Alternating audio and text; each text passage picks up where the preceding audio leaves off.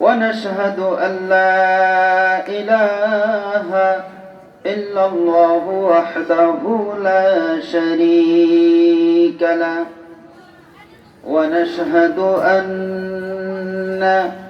سيدنا وسندنا وحبيبنا ومولانا محمدا عبده ورسوله وقد قال تعالى في القرآن الكريم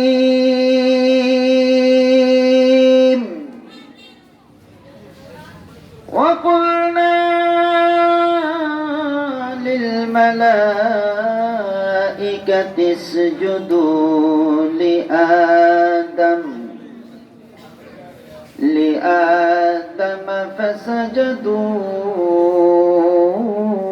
إلا إبليس قال رسول الله صلى الله عليه وسلم الصلاة مفتاح الجنة قال رسول الله صلى الله عليه وسلم بين العبد وبين الكفر ترك الصلاة أو كما قال عليه الصلاة والسلام মধ্য জাহানপুর ইসলামিয়া কওমি মাদ্রাসার উদ্যোগে আয়োজিত আজকের ইসলামী সম্মেলনের শ্রদ্ধাভাজন সভাপতি অন্যান্য উলামায়ে কেরাম, জান্নাতের বাগানে আগত আল্লাহর মেহমান বৃন্দ, আল্লাহ তাআলা আজকে আমাদেরকে সুস্থ রাখছেন, হাসপাতালে শোয়া রাখেন নাই, গুরুস্থানেও নেন নাই, বিছানাও ফেলে রাখেন নাই, জেলখানাতেও বন্দী রাখেন নাই। দয়ালু আল্লাহ দয়া করে জান্নাতের বাগানে আমাদেরকে আসার, বসার, কোরআন হাদিস শোনার তৌফিক দান করছেন। এই জন্য আমরা খুশি না বেজার? খুশি। আর একটু আসতে বলি, খুশি। যেহেতু খুশি, আগামীকালকে ফজরের নামাজের পরে ইনশাআল্লাহ একটু আলহামদুলিল্লাহ বলবো। আলহামদুলিল্লাহ এখনই বলে ফেললেন। আর আলহামদুলিল্লাহ বলছেন, আল্লাহ তাআলার প্রশংসা আদায় করছেন, আওয়াজটা একটু ছোট হয়ে গেছে, মান সম্পন্ন হয় নাই। ফেনীর মানুষ ইসলামের সিংহ পুরুষ, কথা বলেন ঠিক না বেঠিক? ইসলামের বাঘ, বাঘের আওয়াজ শেয়ালের মতো, এটা পছন্দনীয় না। আমরা আরেকটু উচ্চস্বরে আল্লাহর শুকরিয়া আদায় করব, সকলে বলি আলহামদুলিল্লাহ। আলহামদুলিল্লাহ। আমি যে বসছি আপনারা মনে হয় একটু বেজার না? বেজার যদি নাই হবেন তাহলে দূরে দূরে বসছেন কেন? একটু কাছে আসেন। ইনশাআল্লাহ অল্প সময়ের ভিতরে পুরা প্যান্ডেলটা আল্লাহ ভরে দিবেন ইনশাআল্লাহ। একটু জিকির করতে করতে আমার কাছে আসেন। আপনাদের নুরানি চেহারাটা, আমি এত দূর থেকে আসছি, ভোরবেলার পরপরই রওনা হয়েছি, আর কিছুক্ষণে এসে পৌঁছলাম। এত কষ্ট করে আসছি, আপনাদেরকে একটু কাছে থেকে আমি দেখতে চাই নুরানি চেহারাগুলো, জান্নাতি মেহমানদের চেহারাটা একটু কাছে থেকে দেখবো, আর একটু জিকির করব, কাছে থেকে চলে আসবো। লা ইলাহা ইল্লাল্লাহ, জোরে লা ইলাহা ইল্লাল্লাহ, জোরে লা ইলাহা ইল্লাল্লাহ, জোরে লা ইলাহা ইল্লাল্লাহ। মন ভরিয়া ডাকরে বন্দা, মন ভরিয়া ডাক, মন ভরিয়া ডাকলে পরে গুনাহ হবে মাফ, গুনাহ হবে মাফ। লা ইলাহা ইল্লাল্লাহ, জোরে লা ইলাহা ইল্লাল্লাহ, লা ইলাহা ইল্লাল্লাহ। কাউকে বানাইলা কালিমুল্লাহ, বলেন কাউকে বানাইলা কালিমুল্লাহ, তুমি কাউকে বানাইলা খলিলুল্লাহ, কাউকে বানাইলা কালিমুল্লাহ, তুমি কাউকে বানাইলা খলিলুল্লাহ। তোমার প্রিয় নবীকে বানাইলা তুমি, তোমার প্রিয় নবীকে বানাইলা তুমি, তোমার প্রিয় হাবিবুল্লাহ।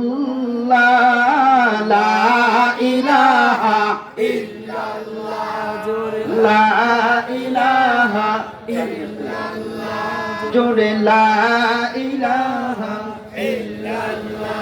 লা ইলাহা ইল্লাল্লাহ মুহাম্মাদুর রাসূলুল্লাহ সাল্লাল্লাহু আলাইহি ওয়াসাল্লাম। এই কালেমার জিকির আমরা করছি, কথা বলেন ঠিক না বেটি? ঠিক। যারা আজকে বাজারে আছে তারা করে নাই, জবাব দিতে হবে, ঠিক না বেটি? ঠিক যারা আজকে রাস্তায় ঘুরতেছে তারাও করে নাই, কথা ঠিক না বেটি? ঠিক।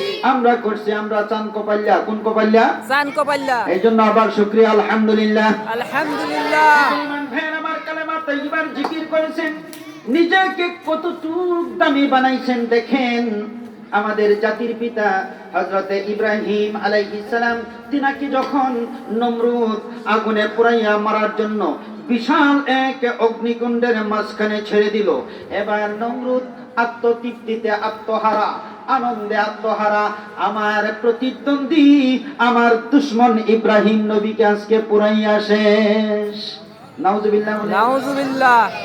আমার ভাইরা, নমরুদ এবার চিন্তা করলো, দেখি একটু উঁচু জায়গায় দাঁড়াইয়া আমার দুশমন ইব্রাহিম নবী কেমন করে আগুনের ভিতরে ধরপড় করতে করে ছটফট করতে করতে মারা যায়, আমি একটু কাছে থেকে দাঁড়াইয়া দেখতে চাই। এবার নমরুদ একটু উঁচু জায়গায় দাঁড়াইয়া দেখে, হায় হায়, আগুনের ভিতরে বিরাট সুন্দর এক ফুল বাগান। সুবহানাল্লাহ। সেই ফুল বাগানে বিরাট সুন্দর এক সিংহাসন, সেই সিংহাসনে বাবা ইব্রাহিম আলাইহিস সালাম রাজার মতো বসে জিকির করতেছেন, লা ইলাহা ইল্লাল্লাহ জোরে লা ইলাহা ইল্লাল্লাহ জোর নাই, লা ইলাহা ইল্লাল্লাহ জোরে লা ইলাহা ইল্লাল্লাহ। লা ইলাহা ইল্লাল্লাহ মুহাম্মাদুর রাসূলুল্লাহ সাল্লাল্লাহু আলাইহি ওয়াসাল্লাম।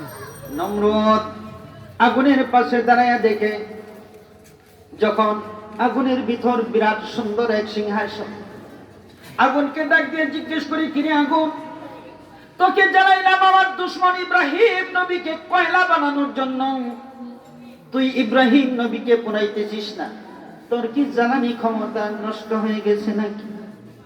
আগুনের ভিতর থেকে কোনো জবাব নাই। কিছুক্ষণ পরে হঠাৎ করে আল্লাহ তাআলা আগুনের ভাষাটা চালু করে দিলেন, সুবহানাল্লাহ কয় না? সুবহানাল্লাহ। বলতেছে, এ নমরুদ, এত দূর থেকে কথা বলিস কেন? আমার ক্ষমতা আছে নাকি নাই? আয় আয় আয়, কাছে আয়, সামান্য একটু তাপ দিয়া বুঝাই দেই আমার ক্ষমতা আছে কি নাই। যে আগুন ডাক মারছে, যাও ছিল কাছে, এক দূর দিয়া পালাইলো, আর নমরুদ আগুনের কাছে আসলো না। কষ্ট হচ্ছে আপু? আমার ভাইরা, এবার নমরুদের মেয়ে রাজা, নমরুদের একটা মেয়ে ছিল, তার নাম রাজা। রাজা চিন্তা করলো, দেখি আমার বাবার দুশমন ইব্রাহিম নবী আগুনে কেমনে ছটফট করতে করতে মারা যায়, একটু কাছে থেকে দেখবো, আমি আনন্দ ভোগ করব, আনন্দ ভোগ করব। আমি একটু কাছে এসে দেখে, হায় হায়, আগুনের ভিতর বিরাট সুন্দর একটা ফুল বাগান, এত সুন্দর ফুল বাগান তার বাবার রাজ প্রাসাদের মধ্যেও নাই। হযরতে ইব্রাহিম আলাইহিস সালামকে ডাক দিয়ে জিজ্ঞেস করে, ইব্রাহিম নবী গো, ব্যাপার কি? আগুন কেন তোমাকে পোড়ায় না? কেন তোমাকে আগুন পড়তেছে না? এবার ইব্রাহিম আলাইহিস সালাম জবাব দেন, নমরুদের মেয়েরে, আমি এমন একটা কালেমা পড়েছি, খুব গভীর মনোযোগ, আমি একটা এমন কালেমা পড়েছি যে কালেমাটা পড়ে তোর বাবার আগুন নয়, যদি আমি জাহান্নামের ভিতরে বসে থাকি তারপরেও আমার শরীরের একটা লোম পুড়তে পারবে না। নমরুদের মেয়ে বলতেছে, ইব্রাহিম নবী, আমি তোমার কালেমাটা একটু পরীক্ষা করে দেখতে চাই, তোমার কালেমাটা একটু পরীক্ষা করে দেখতে চাই, তোমার কালেমা সত্য নাকি? এবার ইব্রাহিম আলাইহিস সালাম বলেন, পড়বি নি রে নমরুদের মেয়ে, পড়বি? হ্যাঁ পড়বো, আমাকে পড়াও। লা ইলাহা ইল্লাল্লাহু ইব্রাহিমু খলিলুল্লাহ। ইব্রাহিম নবী কালেমা তো পড়লাম, কি করবো এবার? এসে পড়ো, আমার কাছে চলে আসো, আমার নিকট চলে আসো। নমরুদের মেয়ে আস্তে আস্তে আগুনের দিকে রওনা হয়ে গেল। আগুনের কাছে যাইয়া তার ভিতরে একটু সন্দেহ ঢুকে গেল, না জানি ইব্রাহিম নবী আমার বাবার উপর প্রতিশোধ নিতে যায় আমাকে বাইল দিয়ে আগুনে পুড়াইয়া মারে কিনা। নমরুদের মেয়ে আগুনের ভিতর তার পরনের কাপড়টা ধরে রাখছে, অনেকক্ষণ হয়ে কাপড়টা ধরে রাখছে। আল্লাহর কি কুদরত, লাকড়িগুলি ফুটতেছে, লাল টকটকে আগুন দাও দাও করে জ্বলতেছে, কিন্তু নমরুদের মেয়ের কাপড় পূর্বে দূরের কথা, একটু গরম পর্যন্ত হয় না।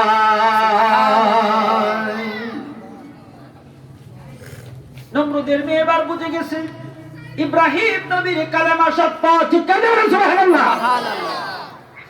এবার নমরুদের মেয়ে আস্তে আস্তে আগুনের ভিতরে হাঁটা শুরু করে দিল। যাইতে যাইতে ইব্রাহিম নবীর কাছে চলে গেছে, যাওয়ার পর বলতেছে, ইব্রাহিম নবী গো, আমি আগে কালেমা পড়েছিলাম, আপনার কালেমা সত্য কিনা সেটা জানার জন্য আপনার কালেমা সত্য পেয়েছি। ইব্রাহিম নবী, এবার আমি ঈমান আনতে চাই, ঈমান আনার জন্য কালেমাটা পড়াইয়া দেন। আবার ঈমান আনার জন্য কালেমাটা পড়াইয়া দিলেন। কিছুক্ষণ থেকে আবার নিরাপদে আগুন থেকে বেরিয়ে আসলো। নমরুদের মেয়ের শরীর পূর্বে দূরের কথা, কাপড় পূর্বে দূরের কথা, শরীরের একটা লোম পর্যন্ত পুরে নাই। সুবহানাল্লাহ, সুবহানাল্লাহ।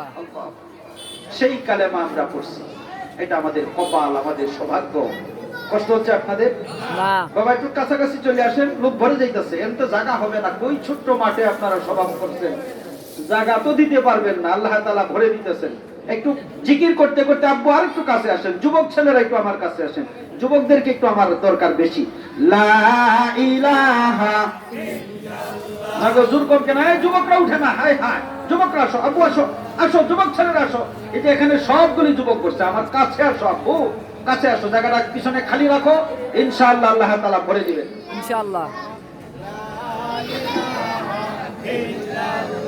লা ইলাহা ইল্লাল্লাহু মুহাম্মাদুর রাসূলুল্লাহ সাল্লাল্লাহু আলাইহি ওয়াসাল্লাম। আমার ভাইরা, এই যে জান্নাতের বাগানে আসছেন, একটু পরে পরে সুবহানাল্লাহ পড়ছেন, কি সুবহানাল্লাহ। কামাইছেন? আমি একটু লোভ লাগাই দিতেছি, মজা না লাগলে আপনারা বসবেন না। যে পর্যন্ত মজা না পাবেন সেই পর্যন্ত আপনার বসতে ভালো লাগবে না। সম্মানিত উপস্থিতি, এই যে এখানে বসে বসে জান্নাতের বাগানে বসে এক একবার সুবহানাল্লাহ বলে চিৎকার মারছেন, বাহিরে যারা আছে তারা কিন্তু পরে নাই। কি কামাইছেন? আল্লাহর নবী বলেন, আমার কোন উম্মত যখন একবার মাত্র সুবহানাল্লাহ পড়বে, একবার, জমিন থেকে আকাশ, পূর্ব থেকে পশ্চিম, উত্তর থেকে দক্ষিণ, আল্লাহ তাআলা সবটুকু জায়গা তার জন্য সওয়াব দিয়ে ভরে দিবে। কি দিয়ে ভরবেন আব্বু? বলেন, নেকি দিয়া, নেকি দিয়া, সওয়াব দিয়া ভরে দিবেন। কয়টা নেকি হবে মনে হয়? জমিন থেকে আকাশ পর্যন্ত নেকি দিয়া ভরছেন, কয়টা হবে আল্লাহ ভালো জানেন। জানেন। তবে আপনাদেরকে একটু মজা লাগাই দিই, একটু লোভ লাগাই দিই। একটা নেকি কত বড় আমি দেখছি, আমি এই পর্যন্ত 30 বারের মতো দেখছি একটা নেকি কত বড়। আপনারা দেখছেন? একটা নতুন কথা মনে হচ্ছে না, কিন্তু আসলে নতুন নয়। নবীজি বলছেন, দেখবো জাহানপুরের মানুষদের সুবহানাল্লাহর আওয়াজে জাহানটা কাঁপে কিনা। জাহান মানে কি? দুনিয়া। জাহান মানে দুনিয়া। দুনিয়াটা কাঁপে কিনা, কমসে কম এই এলাকাটা কাঁপে কিনা পরীক্ষা হবে ইনশাআল্লাহ। একটা নেকি তত বড়, উহুদ পাহাড়টা যত বড়। সুবহানাল্লাহ। সুবহানাল্লাহ। একটা নেকি কত বড়? উহুদ পাহাড় যত যত বড়। বড়। এই পর্যন্ত 30 বার গেছি আমি উহুদ পাহাড়ে, আলহামদুলিল্লাহ। আলহামদুলিল্লাহ। এবার আরেকটু মজা লাগাই দেই। উহুদ পাহাড়টা লম্বা 30 কিলোমিটার, সরি ভুল বলছি, 7 কিলোমিটার লম্বা। কত? জাহানপুরের যুবকরা বলতে হবে লম্বা কত? 7 কিলোমিটার। 7। 5 কত? 3। 5 3 কিলো। উঁচা আধা কিলোর একটু কম। আমি জাহানপুরের যুবকদেরকে একটু পরীক্ষা নিচ্ছি। নেকিটা লম্বা কয় কিলো? 7 কিলো। যুবকরা বলতে হবে নেকিটা লম্বা কয় কিলো? 7 কিলো। নেকিটা 5 কয় কিলো? 3 কিলো। 3 কিলো। নেকিটা উঁচা কয় কিলো? আধা কিলো। ও জাহানপুরের যুবকরা, একটা নেকি যদি লম্বা 7 কিলোমিটার হয়, পাশে যদি 3 কিলোমিটার হয়, তুমি যে দুনিয়াটা নেকি দিয়া ভরছো, কত কামাই করছো আল্লাহই জানেন। জাহান কাঁপানো আরেকটা সুবহানাল্লাহ। সুবহানাল্লাহ। এ জাহানপুরের যুবকরা, আমার নবী একদিন বসে বসে কাঁদতেছেন, চোখ দিয়ে গড়ায় গড়ায় পানি পড়তেছে, নবীজির ঠোঁট দুটি কাঁপতেছে। আল্লাহ তাআলা সহ্য হচ্ছে না। আল্লাহ তাআলা সাথে সাথে জিবরাইল আলাইহিস সালাতু ওয়াস সালামকে পাঠিয়ে দিলেন, জিবরাইল তাড়াতাড়ি যাও, আমার দুষ্ট কেন কাঁদতেছে, যে তাড়াতাড়ি জিজ্ঞেস করো আমার দুষ্ট কেন কাঁদতেছে, আমার দুষ্টকে যে জিজ্ঞাসা করো কেন কান্না করছে। হযরত জিবরাইল আলাইহিস সালাম দ্রুত গতিতে চলে আসলেন। ইয়া রাসূলুল্লাহ, ইয়া হাবিবাল্লাহ, আল্লাহ তাআলা আমাকে আপনার নিকট পাঠিয়েছেন, আপনি কেন কাঁদতেছেন? এইভাবে আপনার কান্না যে ঠোঁটগুলো কাঁপতেছে, চোখ দিয়ে গড়ায় গড়ায় পানি পড়তেছে, কি আপনার কষ্ট, কি এত যন্ত্রণা, আল্লাহ তাআলা জানতে চেয়েছেন।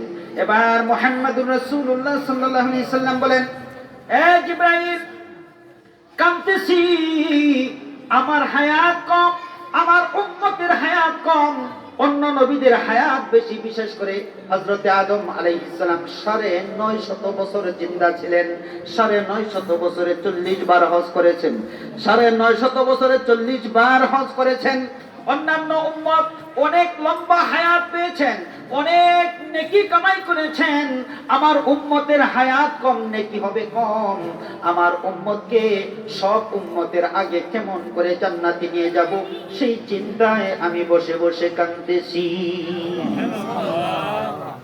এবার আল্লাহ তাআলার কাছে জিবরাইল আলাইহিস সালাম যখন নবীজির কষ্টের কথাটা জানাইলেন, সাথে সাথে আল্লাহ তাআলা জবাব দিলেন, জিবরাইল, আমার নবীকে কাঁদতে হবে না, আমার নবী হাসবে, আমার নবী হাসবে।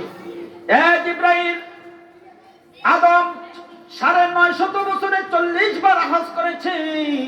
আমি আমার বন্ধুর উম্মতদেরকে একদিনে 100 হজের সওয়াব কামানোর রাস্তা বলে দিব। আল্লাহর নবী বলেন, আমার উম্মত যদি মিশকাত শরীফের 992 নং হাদিস, আমার উম্মতরা মাগরিবের পরে 100 বার সুবহানাল্লাহ কতবার? জবান খুলতে হবে কতবার? 100 বার। আরেকবার 100 বার। আবার ফজরের নামাজের পরে 102 বারে কত? আরে জবান খুলতে হবে 2 বারে কত?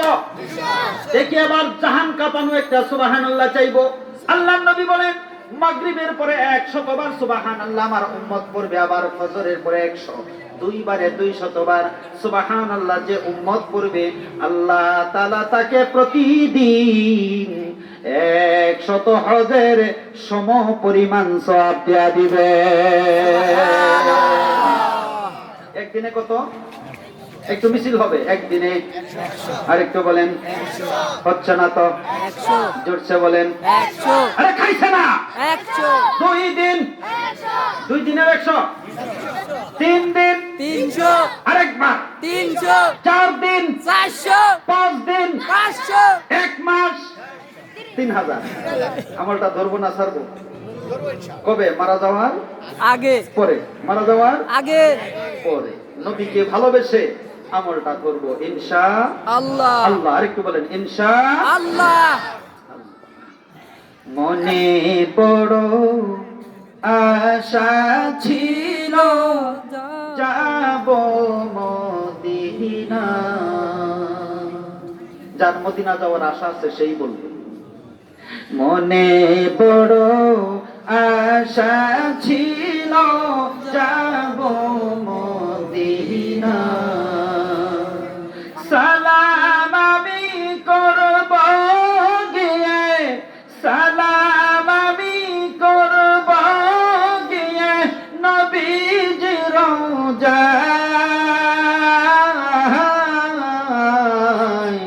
মনে বড় আশা ছিল যাব মদিনায়। আল্লাহ মদিনার জন্য আমাদেরকে কবুল করুন, আমিন। আল্লাহ তোয়াফে বাইতুল্লাহর জন্য কবুল করুন, চিৎকার দিয়ে আমিন। আমিন। সম্মানিত উপস্থিতি, আমি সূরা কাহফের 50 নম্বর আয়াতের একটু অংশ বিশেষ আপনাদের সামনে তিলাওয়াত করছি।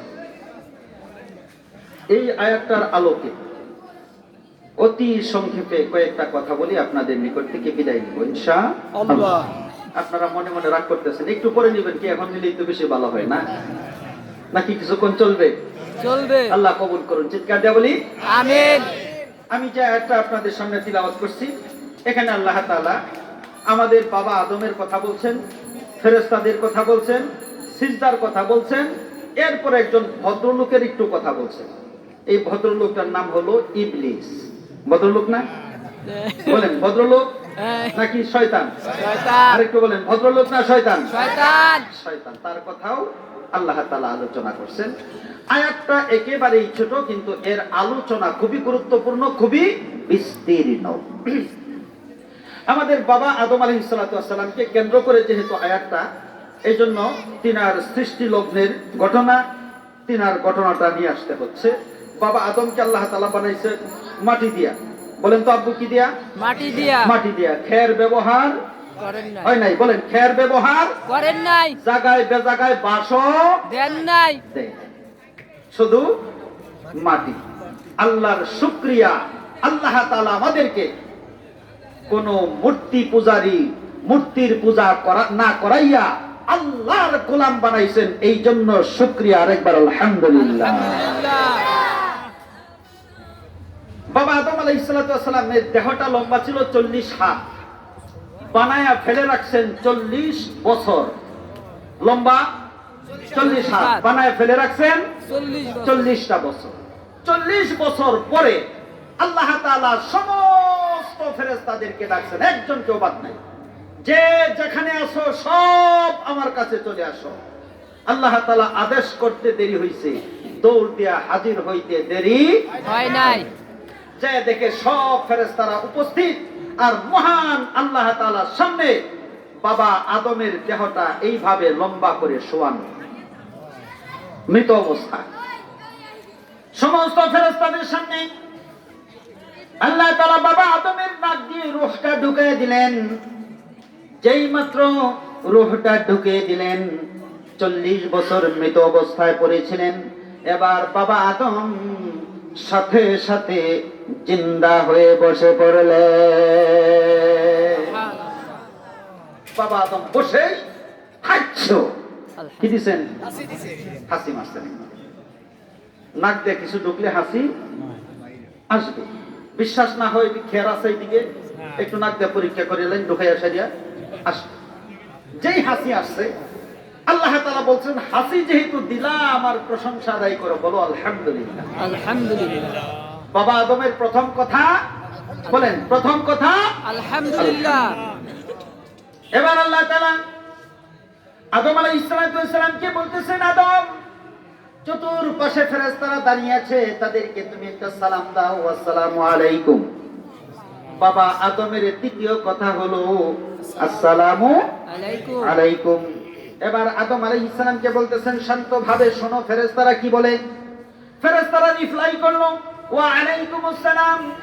এবার আল্লাহ তাআলা বাবা আদমকে বলতেছেন, আদম, আজ থেকে কিয়ামত পর্যন্ত তোমার সন্তানদের একে অপরকে অভিবাদন পদ্ধতি জানিয়ে দিলাম, আসসালামু আলাইকুম। আলাইকুম। সালাম পর্ব শেষ।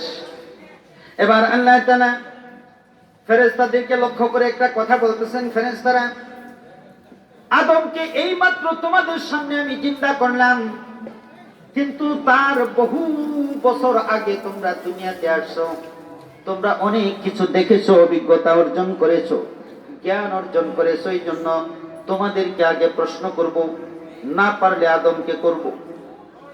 বলেন আল্লাহ কি প্রশ্ন করবেন?